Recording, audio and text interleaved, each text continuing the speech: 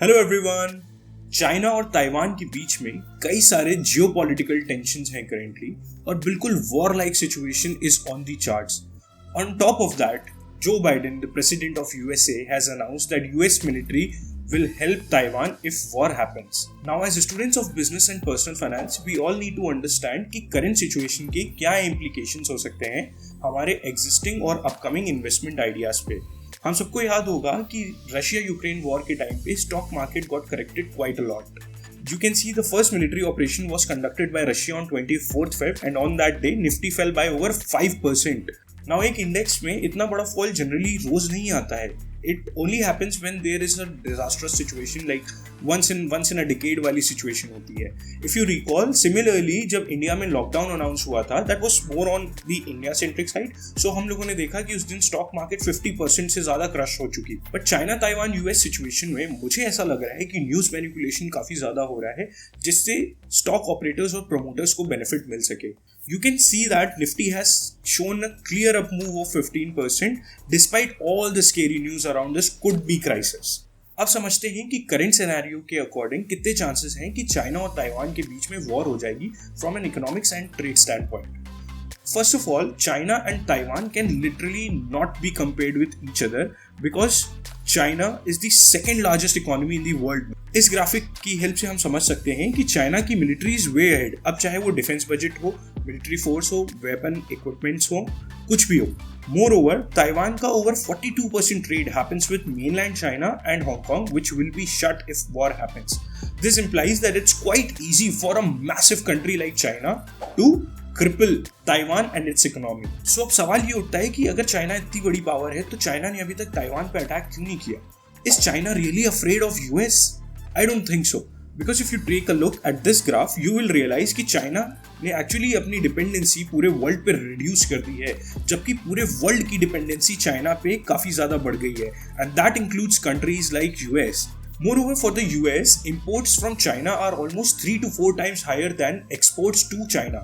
इस बात में कोई दो राय नहीं है कि चाइना वर्ल्ड का मैन्युफैक्चरिंग हब है because of its labour intensive market and that gives it a great advantage in the entire world economy. तो चाइना को अगर यूएस का डर नहीं तो हेजिटेशन किस बात का? इसका रीजन है ताइवान की सेमीकंडक्टर इंडस्ट्री. इसको फर्दर ब्रेक डाउन करने के लिए मैंने ताइवान के टॉप 10 एक्सपोर्ट्स को ओपन कर रखा है, where you can see that रफली 62% of their exports comprise of electronic technology, which is the top 2 only. Semiconductors हर उस एडवांस्ड इंडस्ट्री की रिक्वायरमेंट है जो टेक इनेबल्ड है, चाहे वो मोबाइल फोन्स हो, इलेक्ट्रॉनिक गैजेट्स हो, रोबोटिक्स हो, ऑटोमोबाइल्स हो, वेपन्स हो, कोई भी तरह की इंडस्ट्रीज जो हेवीली टेक इनेबल्ड है उसमें सेमीकंडक्टर्स का एक बहुत बड़ा रोल होता है. And if we take a look at this pie chart, you can see कि पूरे वर्ल्ड में सेमीकंडक्टर्स की मैन्युफैक्चरिंग में Taiwan is a market leader, that too with a whopping 63% market share, जिसमें से अलोन TSMC नाम की एक कंपनी 54% पूरे वर्ल्ड के सेमीकंडक्टर्स को मैन्युफैक्चर करती है. इस बिजनेस में ताइवान की इतनी स्ट्रॉन्ग मोनोपोली की वजह ही है कि big countries like China, US सब ताइवान पे डिपेंडेंट है. यूएस की बड़ी बड़ी कंपनीज जैसे एप्पल, क्वालकॉम, एनवीडिया, ये सब कंपनीज हेवीली डिपेंडेंट हैं on Taiwan for their supplies. और इसी डिपेंडेंसी को काउंटर करने के लिए चाइना ने डोमेस्टिकली बहुत सारा प्रोडक्शन स्टार्ट कर दिया है.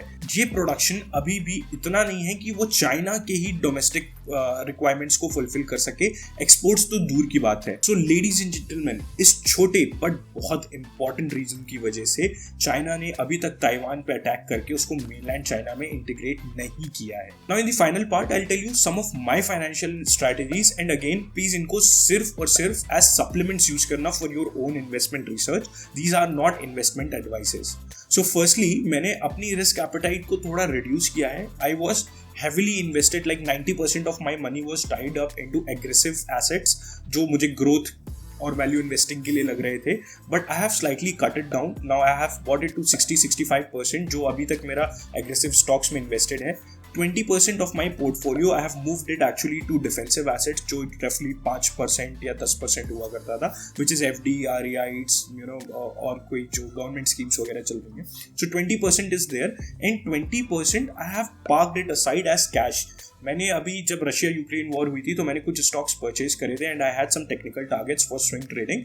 दोस टारगेट्स वर रिसेंटली मेट और वो पैसा जो प्रॉफिट हुआ है अलॉन्ग विद दैट कैपिटल मैंने उसको I have kept it aside because I am thinking कि अगर ये वॉर हो जाता है ना चाहते हुए भी तो स्टॉक मार्केट्स का नीचे आना काफ़ी लाजमी है and that is going to give us a great buying opportunity. तो वो बाइंग अपॉर्चुनिटी का फायदा उठाने के लिए मैंने थोड़ा सा कैश असाइड करके रखा है. But again keep this in mind guys, I have not sold 100% of my portfolio. मैं अभी भी हेविली इन्वेस्टेड हूँ मार्केट में बिकॉज अगर ये वॉर का टेंशन चला जाता है and let's say they all come to great conclusion जिसमें वॉर जैसी सिचुएशन होने ही नहीं वाली है, तो वहाँ पे stock market is going to rally up like anything. और अगर उस टाइम पे आप मार्केट में इन्वेस्टेड नहीं होगे या आप उस समय का इंतजार कर रहे होगे तो आपके पास एक ऐसा समय होगा जहाँ पे आप शायद पैसा बना सकते थे बट एवेंचुअली नहीं बना पाए while you are sitting on cash. वो लोग जो अब अपना इन्वेस्टमेंट स्टार्ट करने की सोच रहे हैं in the stock market, I would say it's a decent time to start right now but make sure that your portfolio is well diversified. किसी भी स्टॉक में आप 5 to 7% से ज़्यादा अपनी कैपिटल मत इन्वेस्ट कर देना बिकॉज अगर वो स्टॉक टैंक करेगा तो आपका पोर्टफोलियो काफ़ी नीचे जा सकता है. So just keep this diversification thought in your mind. बस इतना ही था आज की वीडियो में. अब जो नेक्स्ट वीडियो मैं बनाऊंगा that will be on the hypothesis कि अगर चाइना, यूएस और ताइवान में वॉर हो जाता है तो वो कौन से इंडिया के सेक्टर्स होंगे जो लूज या बेनिफिट करेंगे और हमें कहाँ पे बाइंग या सेलिंग करनी चाहिए to make great returns. Now if you really like the video, I would say hit the like button और comment ज़रूर करना यार because comment से YouTube algorithm channel को काफ़ी ज़्यादा push करता है. And don't forget to hit the subscribe button if you are here for the very first time and check out all the videos. I'll see you in the next one. Bye bye.